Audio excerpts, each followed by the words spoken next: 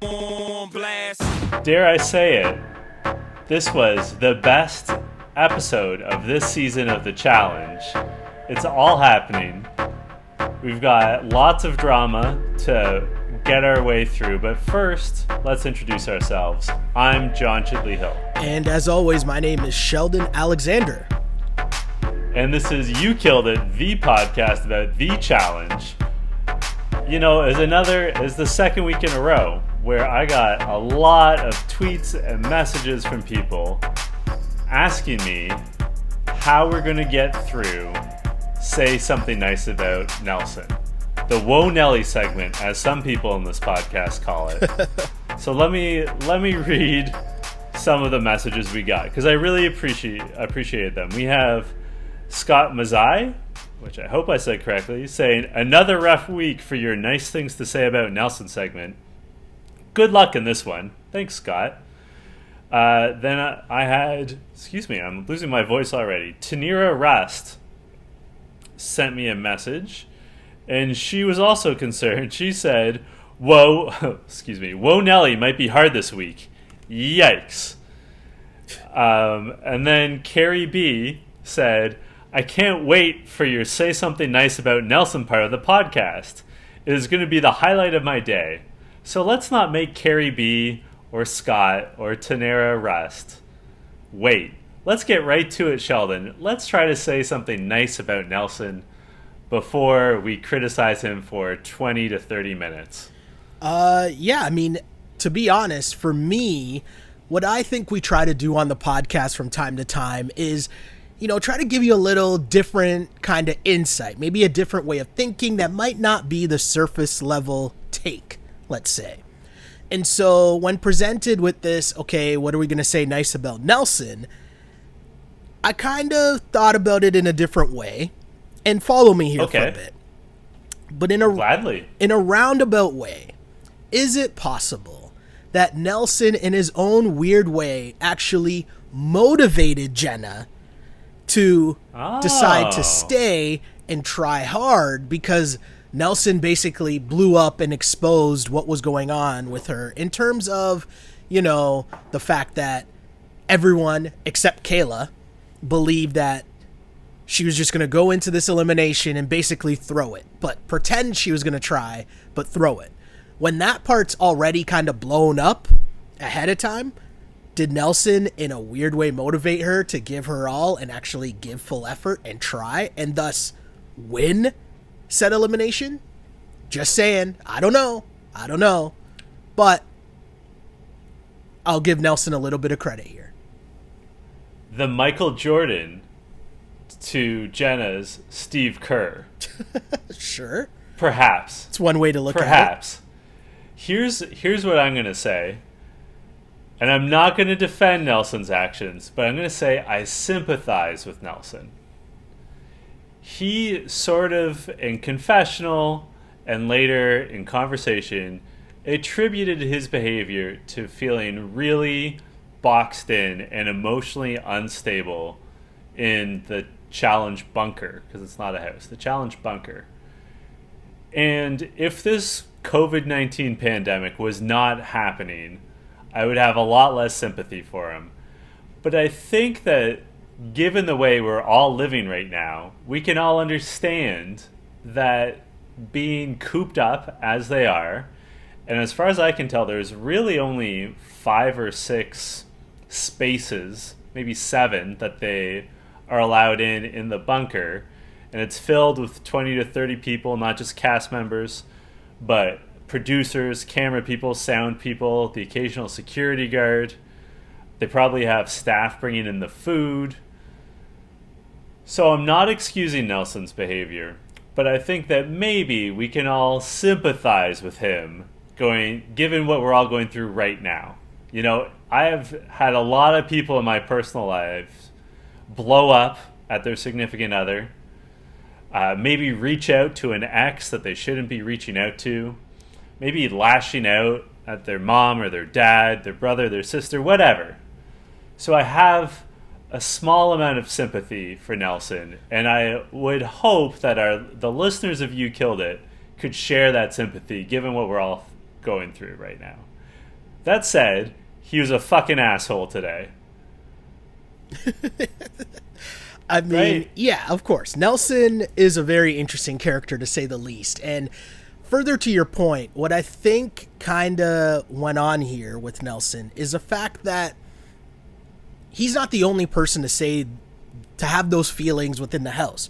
We've heard it from multiple different people, whether it was Kayla, whether it was Ashley, whether it was Nani, a lot of people, Anissa, they've all pointed to the fact of how odd it's been being in this house. So you kind of understand on some level how it might be messing with your emotions. Now, of course, with that said, what Nelson actually did is quite ridiculous. And how he went about it, it's still ridiculous regardless of the situation that you're in.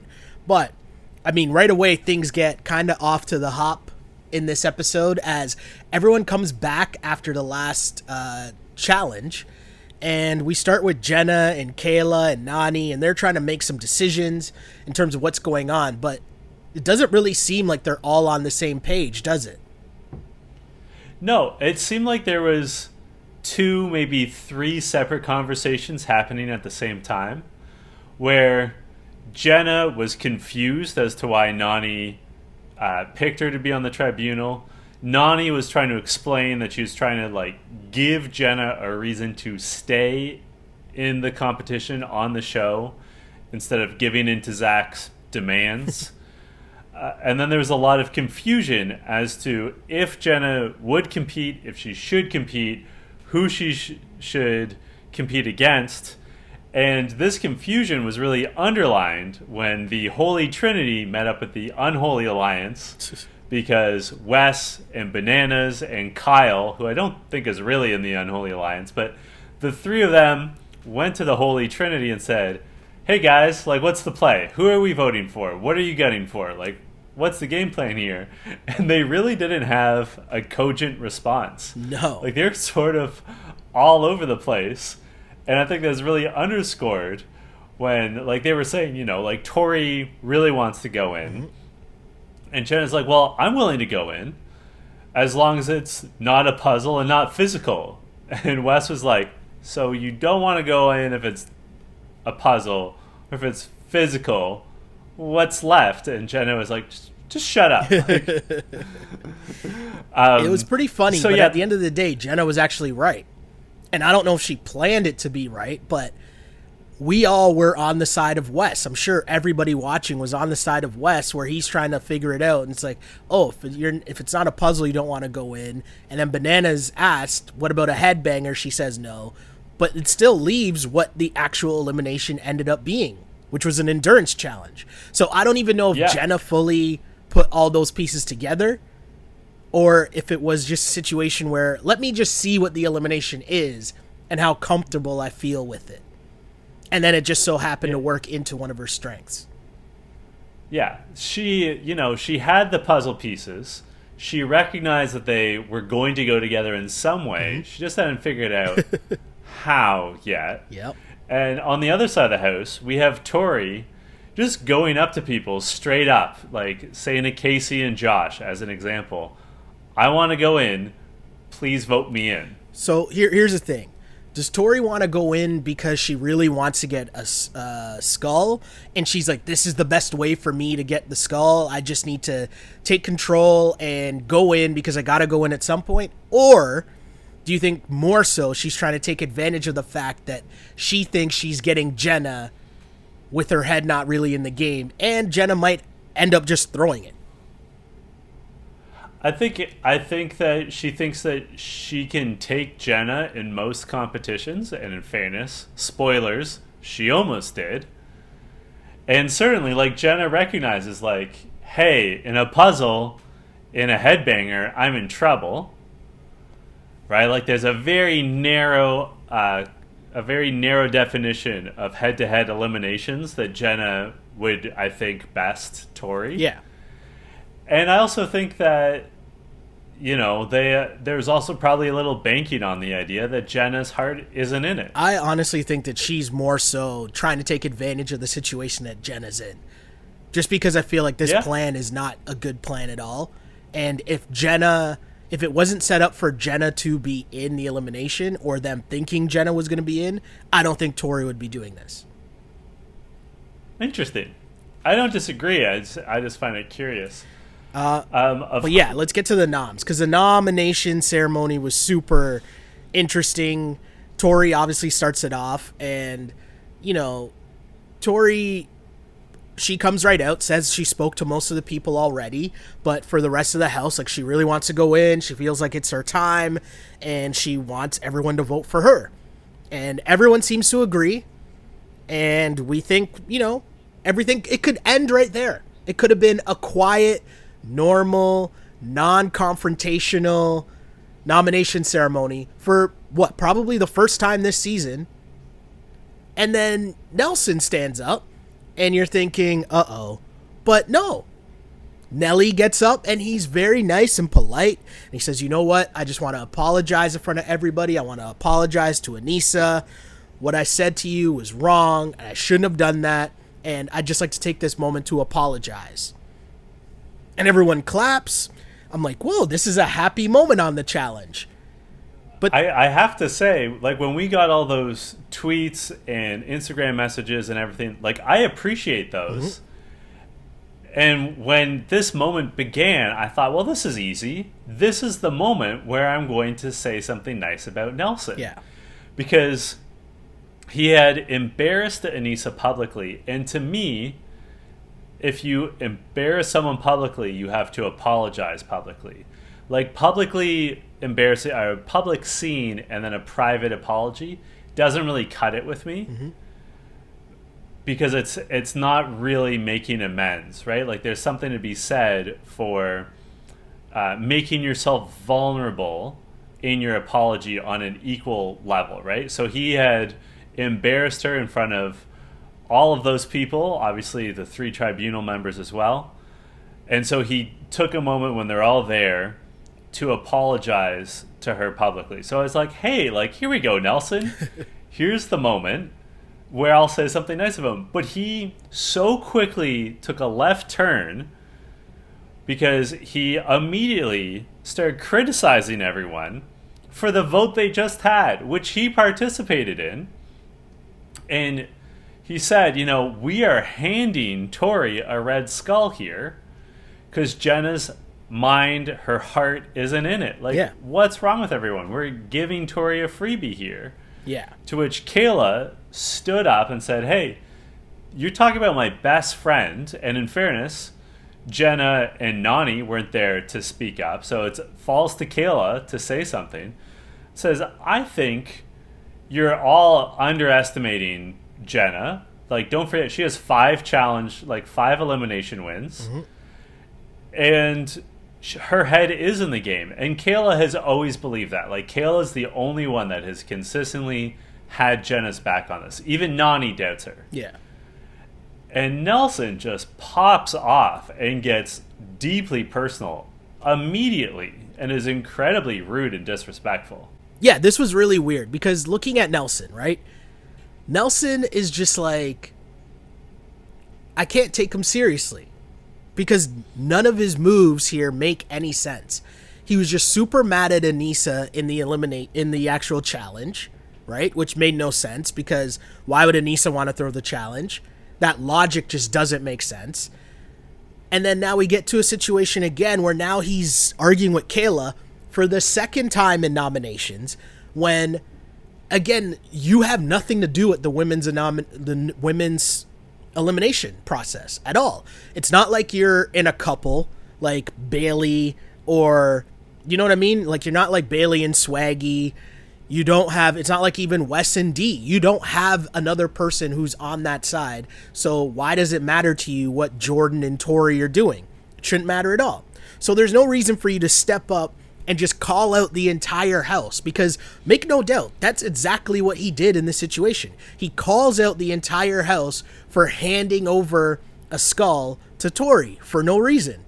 And then to shift gears to Kayla and just make it so offensive where he starts going in on her, telling her that, you know what, well, first off, as he's going, Kayla keeps trying to talk and he's interrupting her, not even letting her speak.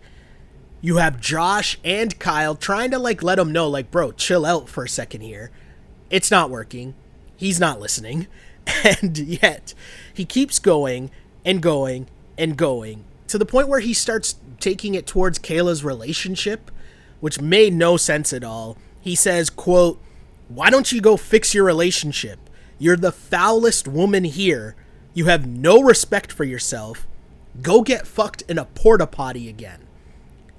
And at that point, I'm just like, I was watching this live and I'm thinking, what is happening? My reaction was exactly like the bench reacts on the show. If you remember, they showed Josh, they showed, who was it? Oh, it was Tori, who did like the Home Alone, like, reacts. It was just insane. And that was my reaction watching it too, because I was just like, where is this coming from? Why does this guy seem to have it out for Kayla so much? It reminds me of, in elementary school when the little boy likes a little girl, but he doesn't realize it, so he just like teases her because that's all he knows. Like, he doesn't know any better. It was just super weird to me, and I didn't understand it at all. As you said, I don't understand his motivation here at all. And we said this last episode. Like, I jokingly went full Toronto man dam and said, why is man so cheesed? Like, why is this affecting him so much? If anything, if you think about it, having Tori face Jenna in the elimination is a good place for Nelson, right? Because that means that one of the two strongest alliances in the house is going to lose a member. Either Jordan and Tori are going to be without Tori, or the Holy Trinity is going to be without Jenna. Either way, it's good for Nelson. Yeah. So, like, just sit back. It's got nothing to do with you, just as it has nothing to do with him what's going on with Kayla and Bear and Mikey P back home. And it's not like Nelson has a spotless record in terms of relationships. Yeah. He had to go on Dr. Phil with Angela. Like, yep. Like, just mind your business, bro. Just mind your business. Like, why... I mean, like I said, off the top, I understand why he's feeling emotional and anxious. But at this point, he's had at least hours. Like, everyone has had time to change their clothes and shower from the daily competition. I don't know if it's that night, if it's the next day, like what the deal is. But he's at least had time to have some shower thoughts, you know what I mean? He's had time to check in with Corey. He had enough time to realize he should apologize to Anissa. Like, I don't understand where this anger and hostility is coming from. Yeah, I honestly think he must just have a thing for Kayla, because he even blows through the stop signs of Kyle laughing and saying, "It's okay, guys, let's let Nelson dig himself a grave for the boys' elimination next week." And Nelson actually says, if you listen carefully, he says, "Thank you," and then keeps going, as if like he didn't really catch what Kyle was saying. Like, it was just super weird what was happening. And Wes, he was so focused on being angry. Yeah. And Wes sums it up perfectly. Wes says, quote, "Nelson is the only man in the world that can start an apology with being more respectful to women before calling another woman sitting in front of him a slut."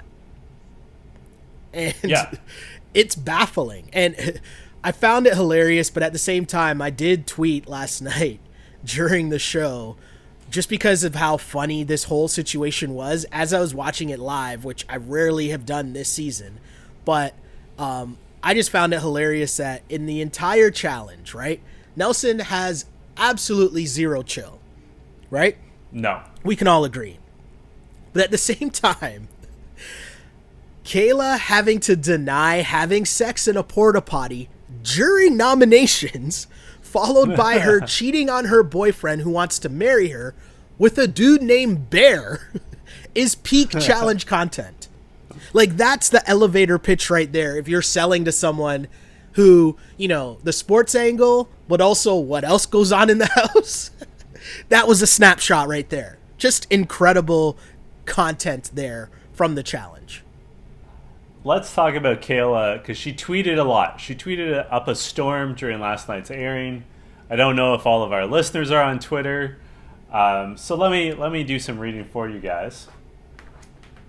The Right Reality podcast tweeted, tagging her and Nelson, about sort of bench reacts, as you said, about Nelson telling Kayla to go get fucked in a porta potty. Kayla quote tweeted it and said, "Another day, another girl he disrespected for no reason." Fair point. He had literally just finished apologizing to Anissa when he took shots at Jenna, Tori, and then really hard shots at Kayla.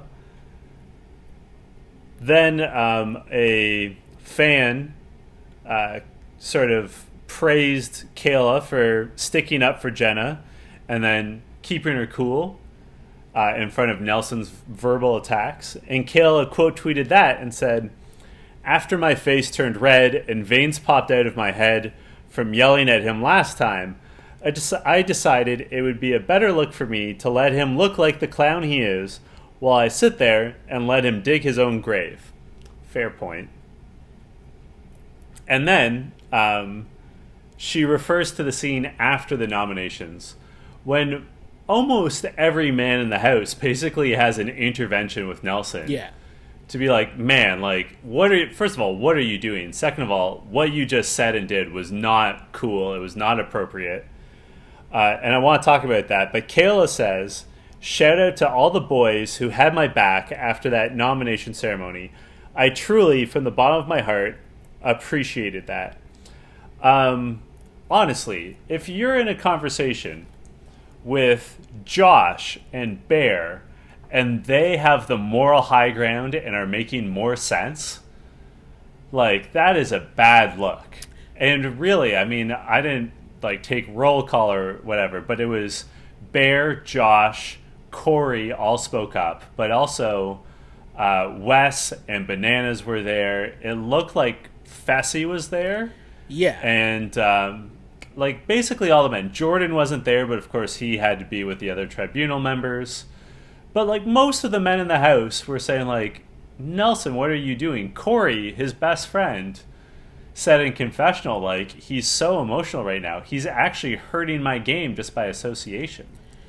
Yeah, and again, Nelson ran through so many stop signs. Like, even during the entire argument, Bear jumped in just to say, like, where did you get this from? Where are you getting your information from? Why are you even judging her relationship? And, you know, Bear's right. He just said, like, you can't shout derogatory things and shout at women like that. And if Bear's telling you that, you really got to reassess your life. But yeah, the thing about Nelson, though, was after everyone leaves, he was trying to still play like the cool guy and be like, "Oh, Bear, nice of you to try to stick up for your girlfriend in front of everybody." And then quickly everyone just turns on him like, no, like, you actually sounded like an idiot. And yeah, that's when he realizes it. That's when I really thought that he realized just how stupid he looked, because everyone's going at him, and, you know, that's when they played the confessional of him talking about how difficult it's been for him inside the house. But other than that, like, I don't think that he would have realized it if not for everyone confronting him. And if you're Nelson, I don't know what's going on, but he's on a roll. He's on a roll of just having terrible moments in the house. Kayla had another tweet that I'm going to read out, where she said, "Just out of curiosity, granted it's been about 6 months now, would you forgive Nelson? Also, take into account our fights on Invasion and our blow-up at nomination ceremony a few weeks ago. I'm still very on the fence about my feelings because I'm so quick to forgive. So, Sheldon, should Kayla forgive Nelson?" I mean, sure, you can say that you forgive him, but you're never going to forget no matter what. So you can say whatever you want in the moment, accept his apology, and move forward knowing that chances are it's probably going to happen again, because that's just a history that Nelson has shown you. The only thing you can trust is his actions, not his words at this point. And so he can say he's sorry, but at the end of the day, you're not going to forget. I agree with you. I think you can forgive and try to move forward, but you just have to, like, remember going forward, Nelson is not your friend. Yeah. And that this is the way he speaks to women. and it's unacceptable, and it's the way he, especially for whatever reason, views Kayla. And you just have to remember, like, he is never going to be like someone I want to seek out their like help, their counsel, their company if I can help it, right? Yeah, no, for sure. You just can't let him back in your life, really. It's true. And someone who I guess enjoys their challenge life maybe a little too much is Nani. And the next scene that was a pro level segue. I have my moments. But we end up in the club, the Hangar, and everyone seems to be having a good time. There seems to be a nice vibe amongst the challenge cast, right? People are laughing, joking around. But Nani is really flirting hard with Casey. And you can tell from her confessional, she's feeling her. She's kind of like, there's butterflies, as you might say, right? So she's super drunk, and then we get a confessional from Casey, and Casey says one of the things that I will call one of the most commonly used phrases on the challenge series, which is, quote, "I have a boyfriend or girlfriend back home, but ... close quote.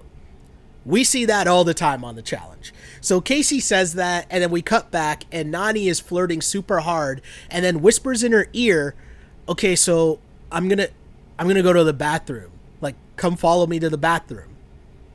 And Casey, I don't know. I'll say in the moment, I thought Casey was picking up what Nani was putting down, and she was about that life. But then as Nani leaves, Anissa comes over. And Anissa is really playing kind of like a mom role in the house. You know, you see her trying to give advice to like Swaggy and Bailey. And then now, as she sees Casey, and this is her first time on the challenge, she's kind of giving Casey the heads up, like, hey, just a heads up. You don't want to be looking foolish like this. You got a girl at home. Like, she's being a good friend. Nani doesn't like that. Nani comes back, and she is cheesed, to say the least. Do you think Nani has a right to be mad at Anissa here? No, but it's predictable. Okay. That Nani would be mad. Oh. Jenna even says it in confessional. She said, you know, Anissa's heart is in the right place. And it was. But Nani is the most paranoid person in the house. And if anyone's saying her name and sort of expressing discontent with her behavior, it's not going to go over well. Oh, it did not go over well at all. It did not go over well. But, like, this is such a classic don't shoot the messenger moment. You know what I mean? It's tough. Like, it's tough, though. People because don't I like think that at a certain point, if you're Anissa, I would have made my point, and I probably would have then left. Yeah.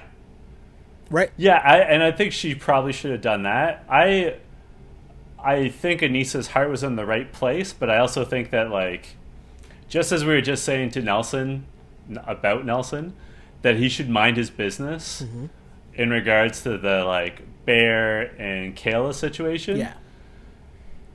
I see where Anissa's coming from, trying to head this off at the pass, but also it's a situation where either Casey or Nani, or perhaps both, are going to be angry with you. Yeah, and boy, Nani was super angry with her, and I know we're talking about this like a serious relationship type thing, but let's be serious. We're here talking about the jokes of the challenge, and this was hella jokes, because Nani, you know, before they have a little, I don't even want to call it a scuffle, but before they get broken up and separated at the bar, and then it goes back to the challenge house, there's so many just drunken classics here from Nani, and she starts off by saying, quote, "Anissa, you're so annoying. I'm going to punch you in the mouth right now."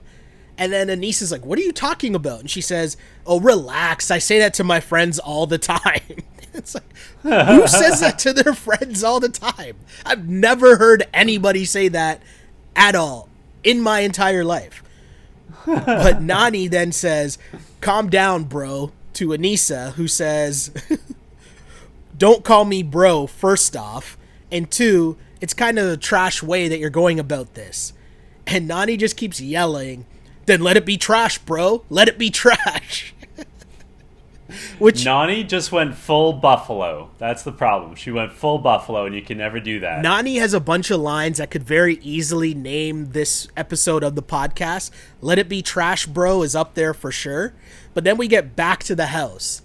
And Nani's drunkenness continues in an exceptional fashion, by the way. Everyone's getting ready for bed. Nani comes out in her PJs, but she's got a bowl of soup or a cup of soup, and she is struggling to eat this soup. Her fork is broken. Why are you eating soup with a fork to begin with? I'm not really... Well, for the noodles, I guess, but still a weird flex. Either way. You're going to miss out on the broth. Yeah, either way, she's struggling hard. And she sits down and she tries to ask Jenna what happened. And poor Jenna, because how bad of a position does this put Jenna into in this moment where Nani's like, okay, so what happened anyways? What's going on? And Jenna tries to tell her, tries to get into details. And within maybe 10 seconds of explaining, Nani goes after Jenna and is like, why are you blowing it up? Why are you blowing it up? And Jenna's like, you literally just asked me what happened. And the way Jenna was recounting it was very objective. It was not editorializing. It wasn't being like, yeah, you're really out of line. Or Anissa's a fucking bitch. It was just like, yeah, you and Casey were flirting a bit and Anissa just went over it. It was very straightforward, no gilding the lily. And then Nani starts telling off Jenna for blowing it up when such a classic drunk argument. Oh yeah. Right? And I'm sure Jenna had been drinking, but was more sober than Nani for sure. I think everybody was more sober than Nani in this moment. And it's the second time that Nani's drunk speak, let's say, is going back at Jenna, and it's so unfair because even at the bar when Jenna's trying to calm her down and Nani's response is she clearly is so drunk. That moment when you see someone that's drunk, they try to sit down but they have no sense of their own weight or body movement, so they just plop down in the chair super heavy. That's what Nani did at the bar, and she says, oh, it's just Anissa. She's just drunk. It's the most ridiculous thing ever. But Anissa comes back into the house and she's trying to tell Nani, stop trying to blow this up. And that just makes... Oh, no, she says, don't make this into a bigger issue. And then I think what Anissa's trying to say is, okay, you already made an ass of yourself. Let's just relax. Let's just all go to bed. This doesn't have to be more footage for the show. That's what I think she's trying to say when she says, don't make this a bigger issue. And then Nani screams, so if it's not real then, shut the fuck up. Which is a complete opposite of, let's not make this a bigger issue, right? And she gets up, she's being restrained by the dudes. The dudes are all laughing while this is going on. Fessy, who this is his first season of the challenge and who's been fairly low-key in the house, Fessy sitting there and he's just like, wait, is it always like this? Which I thought was an incredible line from a rookie in terms of Fessy. But you're not in the Big Brother house anymore, Fessy. No. What is it? You're not in Kansas City anymore? Is that what the... Yeah. You're not waiting for Julie Chen to come in with some sponsored Subway-related competition where you have to carry an egg on some slippery surface. Yes. Or stand on something that's tilting sometimes. It was an insane scene. Summed up perfectly by Kyle, who, again, tons of options for line of the episode or naming the podcast, but Kyle says, crazy Nani is my favorite Nani. That was incredible. And Nani continues to go while everyone's trying to hold her back, and she's at this point is screaming at Anissa. She's like, you're corny, I'll take my cup of noodles and throw them at you, ho. It's There's so many things. You're throwing noodles at her. You're calling her a hoe. There's the levels of disrespect of throwing noodles at someone is only rivaled by J.R. Smith throwing soup on his assistant coach. Like, that was just, there's levels to disrespect, and Nani was just off the charts in this. What was your takeaway from Nani's just roller coaster of emotions here? I think that obviously she was very drunk and just like classic drunk behavior across the board. I think that her reaction was so strong because I think Casey sort of was letting her down gently. And so there's like some embarrassment from that. Nani's been around the block. She knows. She's been in this position before. She's been on like a dozen seasons of reality TV. She knows the edit she's about to get. Like, on some level, her sober brain knows it. And so she's angry and she's embarrassed.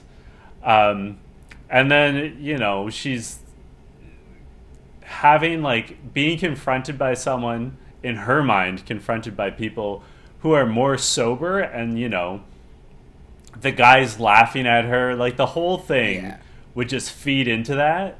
Although, how can you not laugh at her? Yeah, which is what Anissa says the next day, right? Like, the cup of noodles, throw them at you, ho. Like, that's pretty funny. She went a little over the line, though, when she started talking about, why don't you go take your clothes off again for money or some shit? Or at least I don't have to take my clothes off for money, which was going overboard for sure. And absolutely, as Anissa alluded to, it's not so much of what she's saying, but when you're saying stuff like that, now it's about your intent. Right? Yeah. And I thought that was a really, like, grown-up way of looking at it from Anissa's point of view. It's not about what you're saying. It's about your intent of what you're trying to do. And, I mean, credit to Anissa, because the next morning, it's all about the apologies. You got Nelson apologizing to Kayla, which you talked about earlier. And then Nani, in tears, coming to Anissa, who's probably knowing that this is coming, right? And they're making up, but the thing that stuck out to me, and I want to ask you this, your thoughts, and obviously this is to the listeners as well, but do you find it weird that Nani is still getting blackout drunk on TV? Like, she's been on reality TV now for at least a decade, right? It's been a while. But if you compare her to all of the other people on the show, if you think of, you know, how much we talk about Bananas or CT or Wes or even Anissa, even Kayla and Corey, how much they came in hot on the show, right? They came in and their fastball was clocking at like 98, 100 mile an hour fastball. They came in hot. And now they're still productive, but they're wiser, right? They're throwing at about 88, 90, still productive, hitting the corners, but not in the wild and crazy ways that they were when they first got on the show. Not getting blackout drunk. There might be still some hookups. There might still be some crazy arguments that go on, but not to this level that we see Nani being blackout drunk. Does that surprise you? I mean, she sort of addressed it in one of her confessionals where she spoke about how, you know, she left her home when she was 18. She's had to fend for herself. She doesn't trust herself. She has a hard time trusting others, which sort of like backs up what Jenna had said earlier about how Nani is the most paranoid person in the house. Mm-hmm. So, like, I hope for Nani's sake that she does start to, like, figure this out and grow out of it. Because, as you said, like, all these people have grown out of it. Anissa even says in confessional during this apology that, like, it's hard being sort of, like, the mother figure or the big sister in the house. Because you don't really get to bond with anyone. Because you're spending so much time cleaning up their messes or, like, dealing out advice. And, like, I wonder, like, does CT feel that way? Because, like, I think CT in a lot of ways has taken on the big brother father role, not drinking and not fighting and not hooking up as he once did, because he's now married with a son, and, like, he's grown up, and Anissa's grown up, and to some degree Wes has grown up, and like, we're not seeing Bananas. I mean, he's in a relationship now, but we're not seeing him drinking and really partying, right? and certainly not hooking up. But to answer your question, the only parallels I could draw are Camilla, who is, as far as we know, banned from the show and should remain banned from the show. And Shane, I mean, he's quite old, right? Like, he's, I think, Anissa's age, if not older. He was on Darrell's season of Road Rules. I mean, the fact that he was on Road Rules, a show that hasn't been around for like 14, 15 years, I mean, it speaks to his age. I mean, I say that. He's probably our age, Sheldon. But yeah, those are the only two like examples that come close to, and like, I don't think of Shane getting blackout drunk. I do think of him as getting in these heated arguments. No, for sure. And it's sad to see. And I felt for Anissa when she said, like, you know, I'm their friend, but like, I'm not bonding with them because they, like, I'm sort of on a pedestal of sorts. Yeah, no, super odd. But then, like, things get a little more straightforward as we get to the tribunal. And essentially, it's Jenny, Nani. They make it so that they kind of have first right of refusal in English if they want to go into the elimination or not. And then Jordan gets his picks because he kind of wants to exact some revenge maybe on D, because D didn't decide, which I agree with. You know, D didn't decide to put in Tori earlier. She decided to give that to Jenny, and Jordan and Tori were super mad about that. So understandable there. And then his third pick was Big T, because as he's mentioned, it is his fiance that's down there. And so having the option possibly of going in against what most would assume to be the weakest female competitor makes a lot of sense. So you add that to the other last pick of the tribunal being Kayla, who obviously is the third member of the Jenna and Nani crew. It's pretty straightforward what happens. Not much really goes on other than D being upset about it, which who cares? D's upset about something every single week. And I want to give a shouts to Big T, because Big T makes a great point here and plays her role perfectly, where she says to Jenna and Nani, side note, I'm surprised I haven't mixed up the Jenny and Jenna's way more while recording this podcast, but probably shouldn't speak so soon. But anyways, the Nani, especially, hold on, while trying to say Jenny, Jenna, and Nani, like, that's messed up. But we've been pretty good so far. It's tough.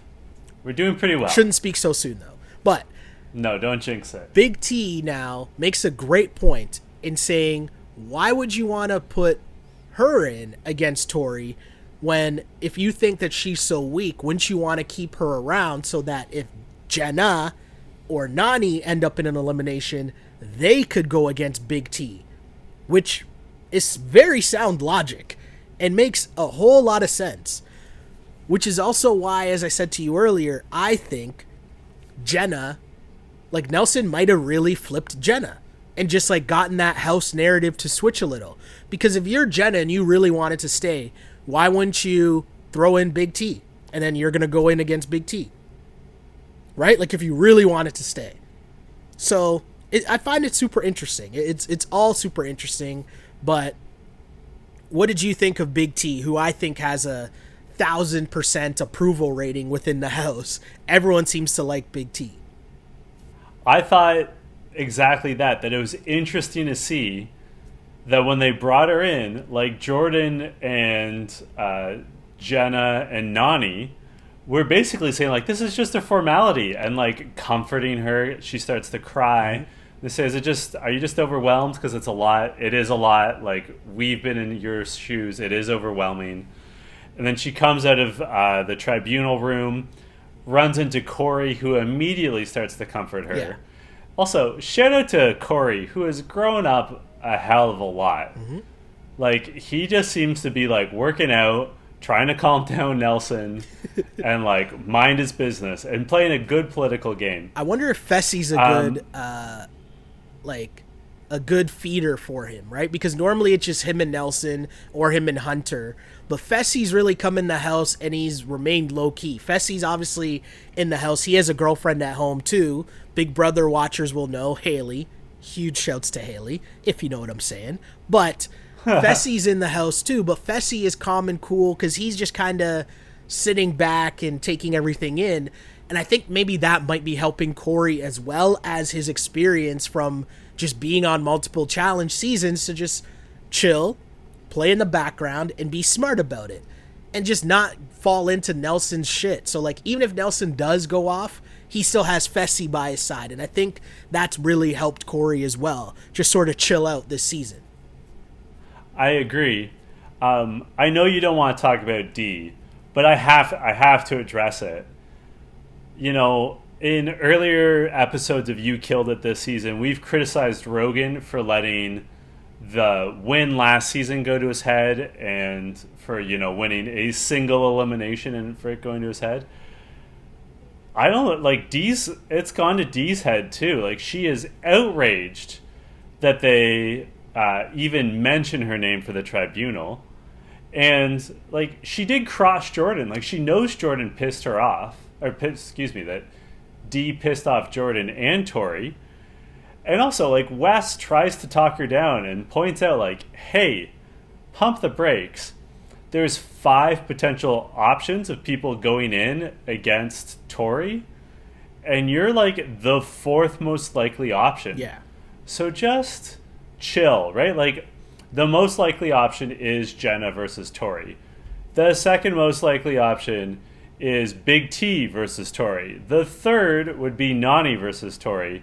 Then Dee versus Tori, and finally Kayla versus Tori. So, like, just chill out. No need to get angry.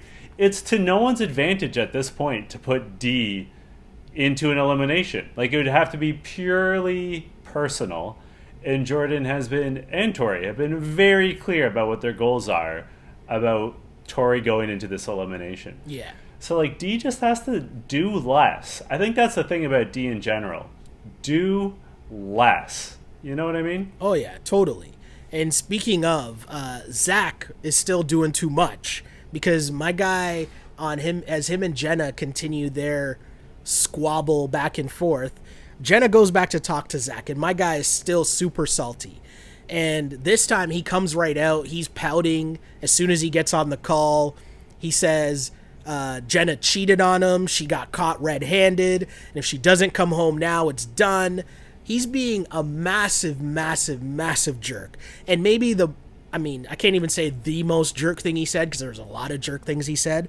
But one of the things he says, Jenna is trying to calm him down, and Jenna's acknowledging the fact that they're trying to start a life together. They might be getting, like, they have a house together, and he's like, no, I have a house, and yells that.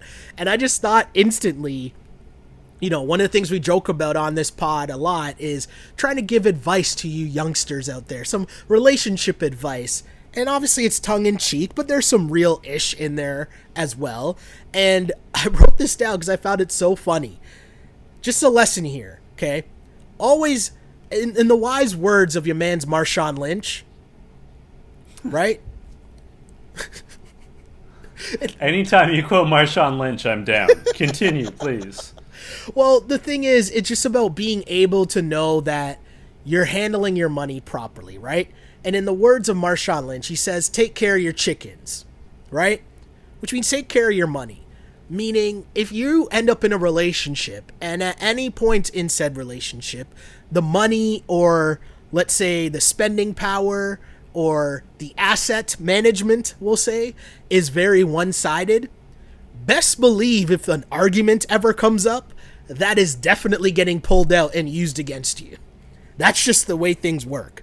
Because chances are, and of course, I'm not saying every single person will do this, but I'm saying most often than not, if there is a clear divide in terms of where the money is coming from, that will be used against you in an argument. And so for Zach to pull this out on Jenna is so completely unfair. And I mean, I'm saying that because I don't know anything about their living situation or money situation or whatever. I'm just saying it's ridiculous because you're using this opportunity to pull that out. Whereas if you really deemed it as a problem, you should address it regardless of this situation that's going on. No? But what did you make of Zach and just his blowing up and his continued treatment of Jenna? Well, I want to also offer some advice to our younger listeners.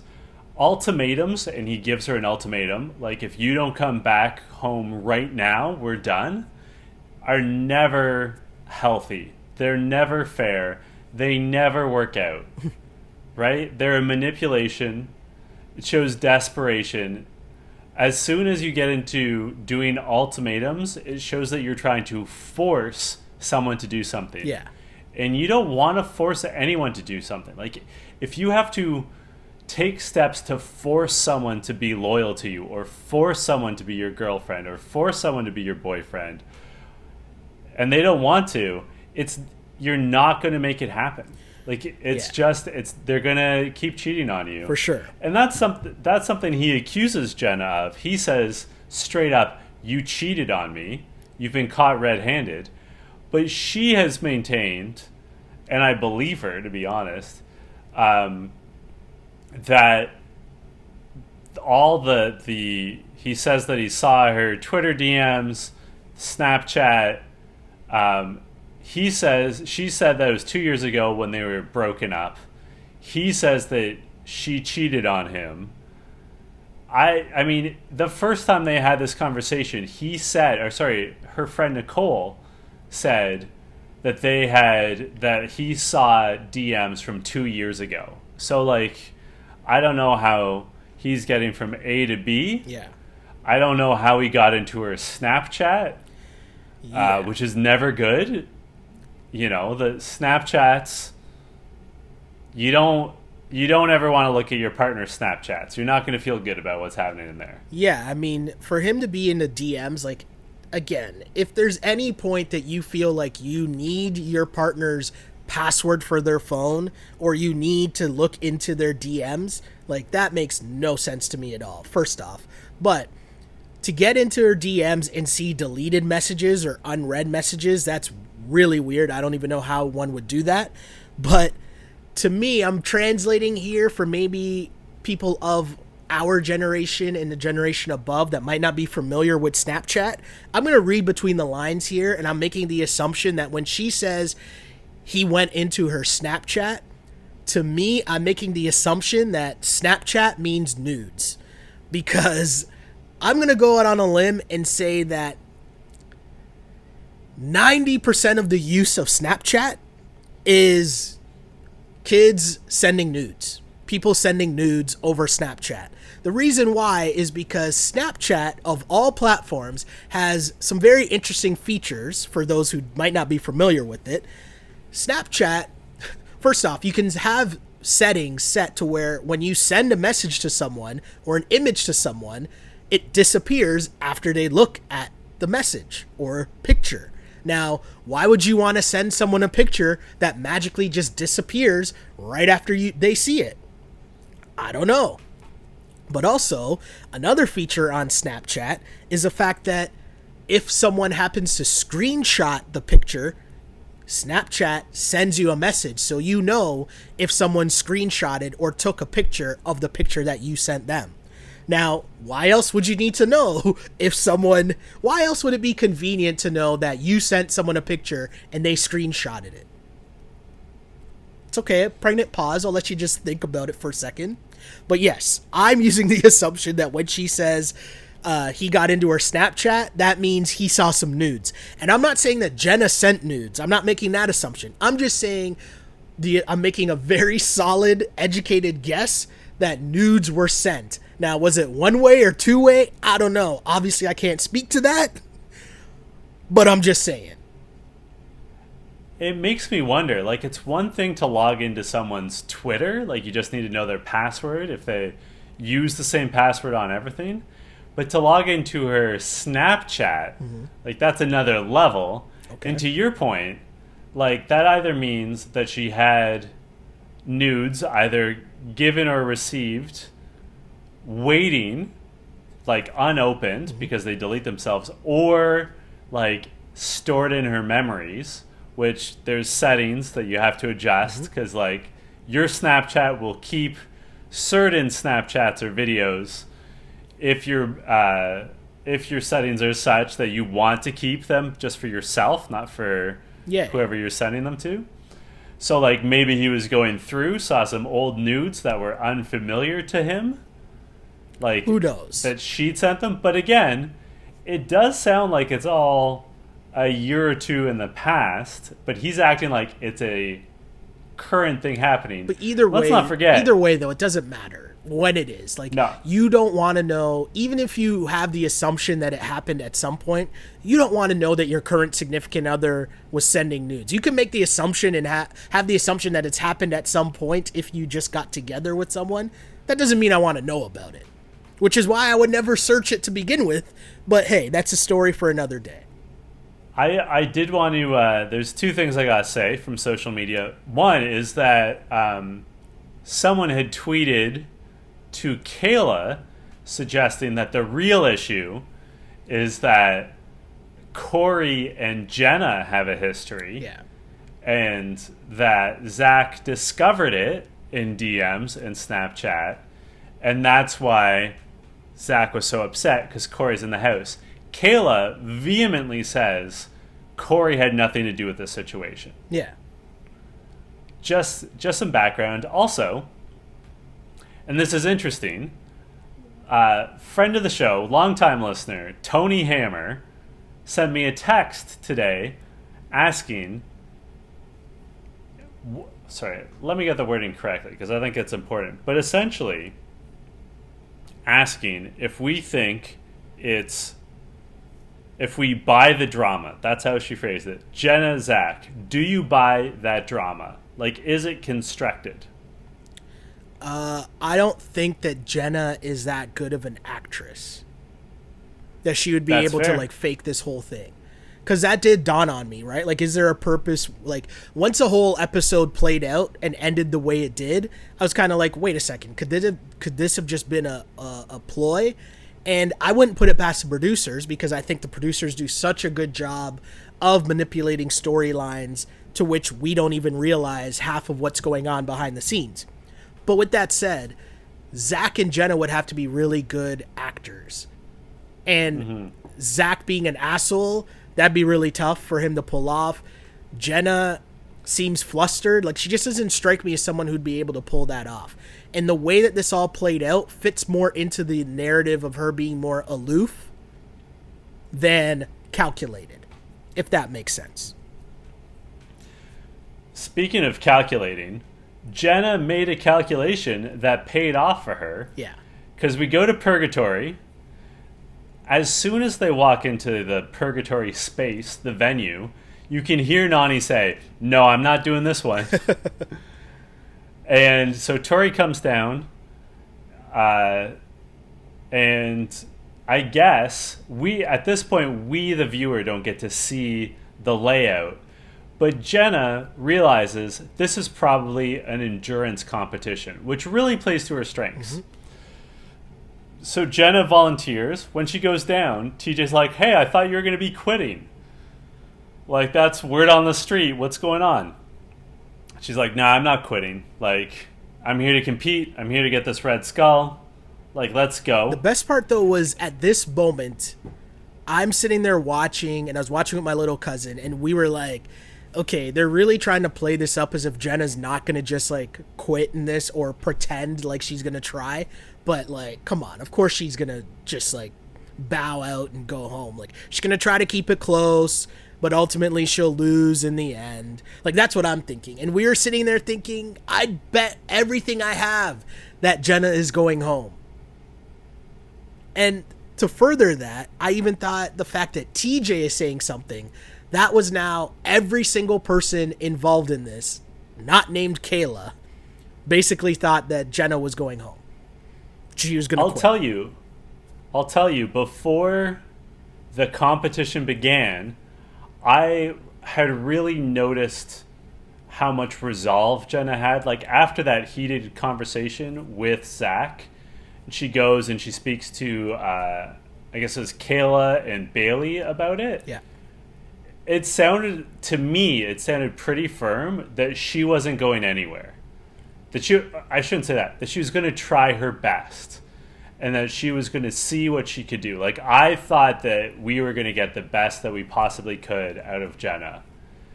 And boy, did we. So the competition was, for those of you who have not seen it, was called Dust to Dust. There's nobody who's listening to this podcast who have not seen the episode.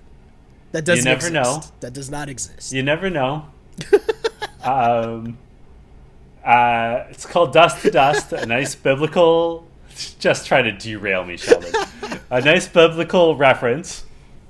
And basically what they have to do is they have these busted-ass Czechoslovakian bricks that they have to carry up a ramp, smash through a grate, sort of like a medicine ball smash, into a wheelbarrow underneath. And they have to go get the wheelbarrow, take it to the sort of up a ramp, dump it into a container, and they have to keep doing this until their container is filled with like the debris from bricks, and whoever gets there first gets it completely full, wins.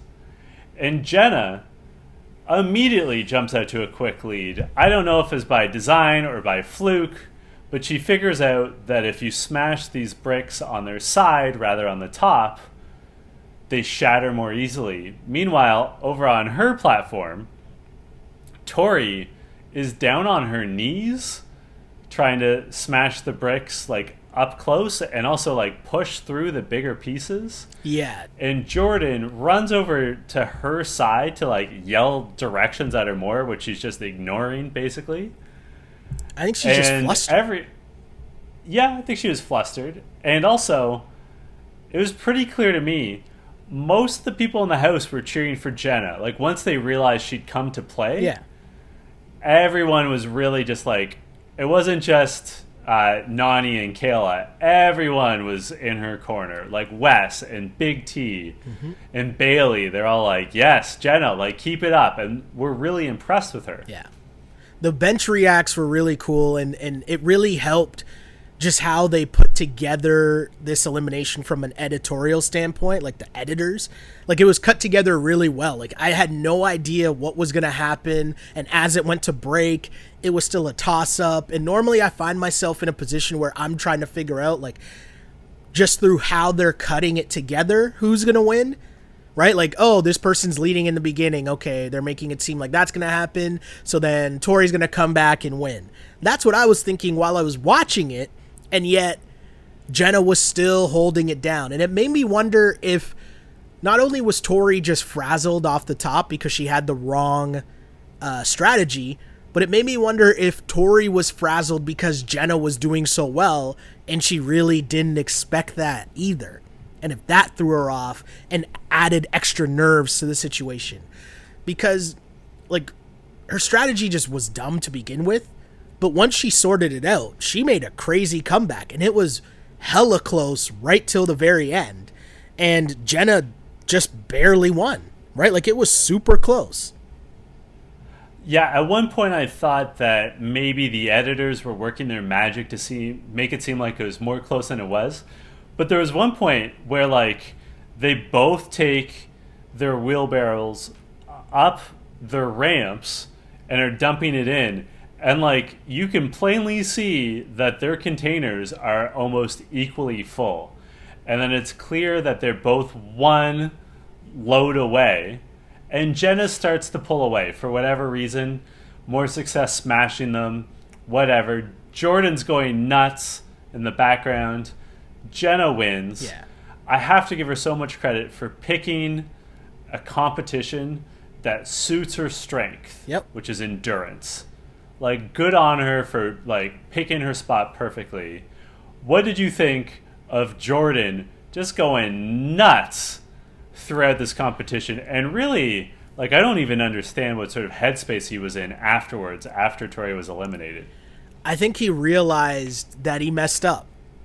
Right? So, from the beginning, right, as I said, Tori, I don't think it was a smart idea. I think it was solely based on the fact that she thought Jenna was going to throw it. And so that's why she was going in. That's why she was so confident in going in.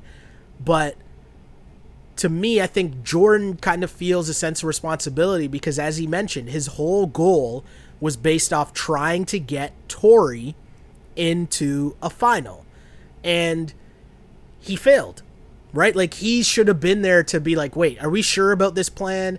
Don't you think we should probably wait until we're in control and we can get you in the tribunal so you have the choice of when you go in and also who you go in against? And I just think he messed up. And having all those emotions all come up at the same time, because I bet he thought Jenna was going to throw it as well. So all of these emotions are going through your head where you're like, oh shit, Tori's not going to win this. I can understand why he started to lose it, because it was his whole purpose. Like, he won last year. Yes, he's going to try to win again this year, but you could tell that it was way more important to him to try to get Tori to get a win.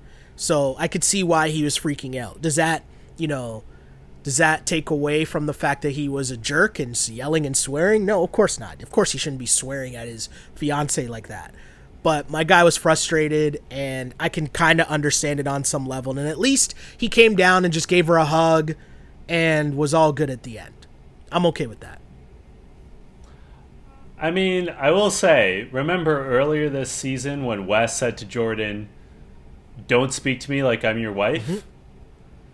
I get it now. Well, yeah, that's why sometimes the toughest insults are the insults that hurt the most are the ones that are true. I think notably, after Tori's gone, like heading into this competition, it seemed like Nelson had the biggest target of all the men left in the house.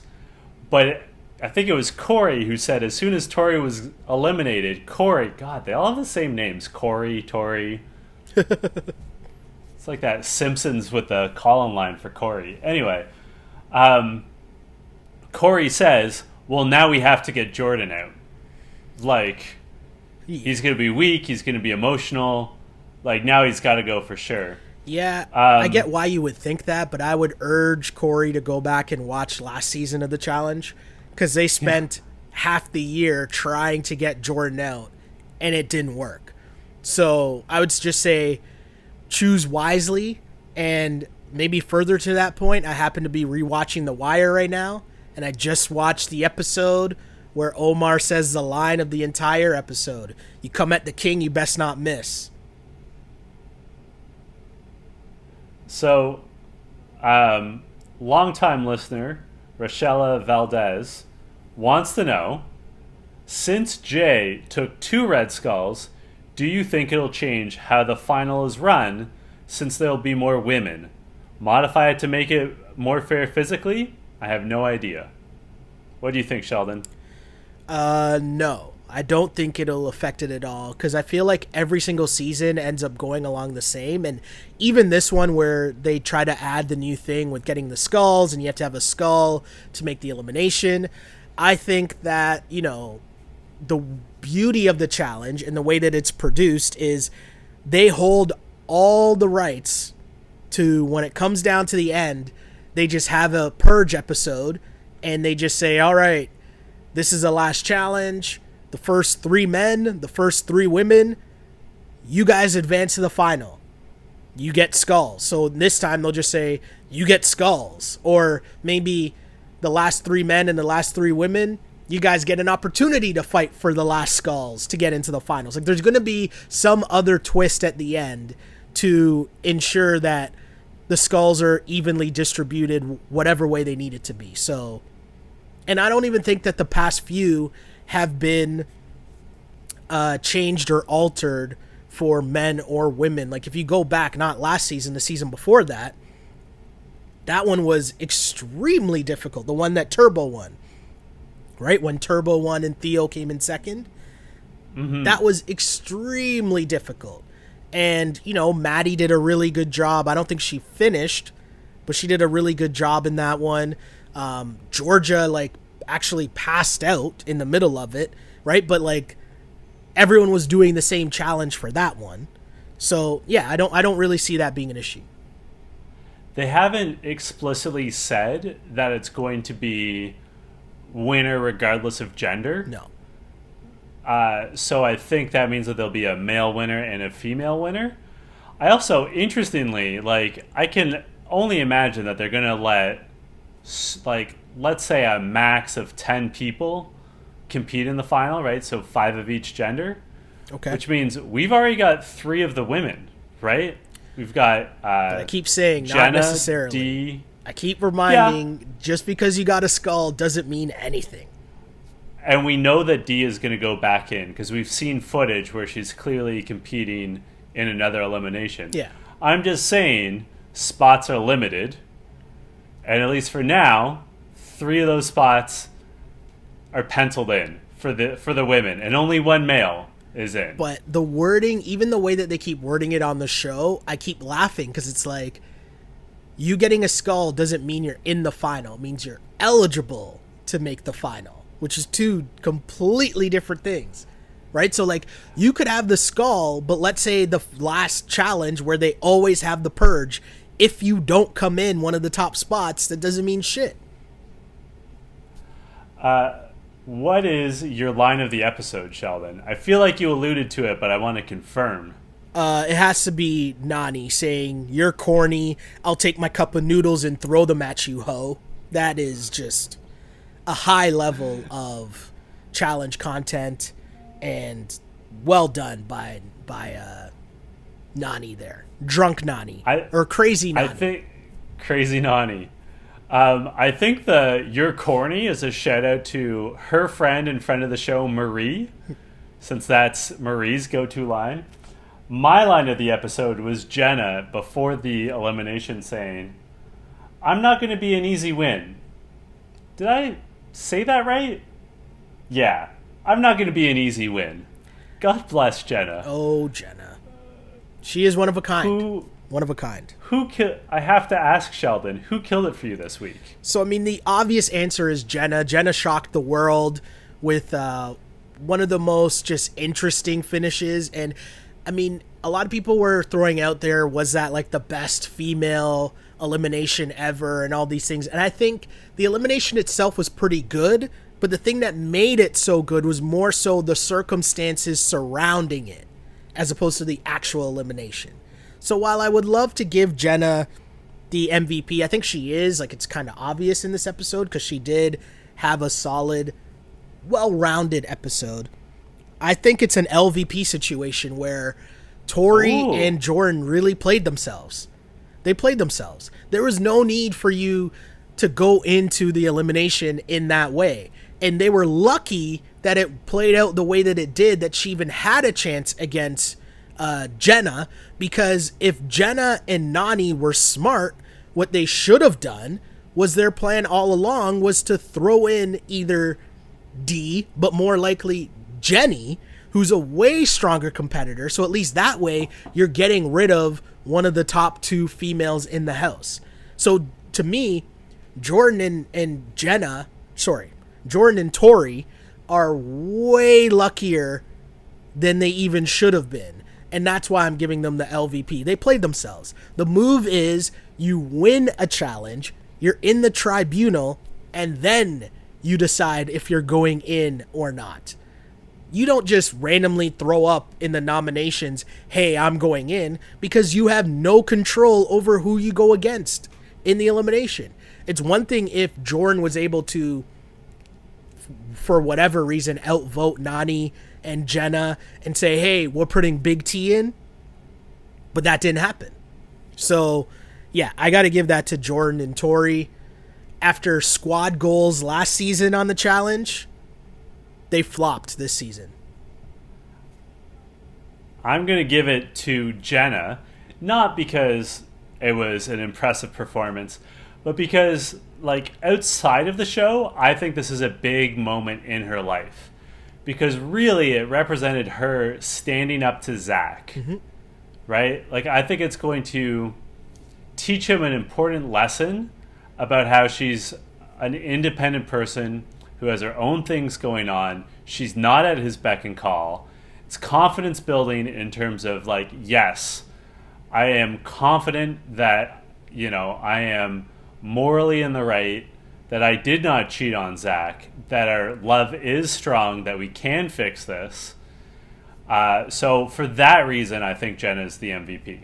Yeah, no, that's totally cool. Totally makes a lot of sense. And it makes me wonder if, like, imagine next week Jenna just quits. That'd be amazing. That would be fun. That'd be great. Where can the good people find you on social media? As always, you can find me on Twitter at Shell Alexander, on Instagram at Sheldon Alexander, and same thing for YouTube. Like and subscribe to the podcast, and whether you listen to us on SoundCloud or iTunes, tell your friends, like and subscribe, rate us, rank us, because here's what's going on. And I realized this last night because I saw people tweeting about UFC, and I just find it funny as, like, there are sports fans who are craving sports right now. And I'll be honest, I don't care about the UFC. I don't care about the Bundesliga. No shade at anyone who does. But if you're just a mainstream sports fan and you need competition, this is what you should be watching. The Challenge is great television. So I would urge you that if you are someone who's listening to this and you know of a friend who is just chomping at the bit for any form of competition or sports, there's a reason why this was deemed the 5th major North American sport. It's a challenge. It's real. Where can the people hit you up, man? They can find me on Twitter and Instagram at jchidleyhill. And until next week, this was You Killed It. You killed it.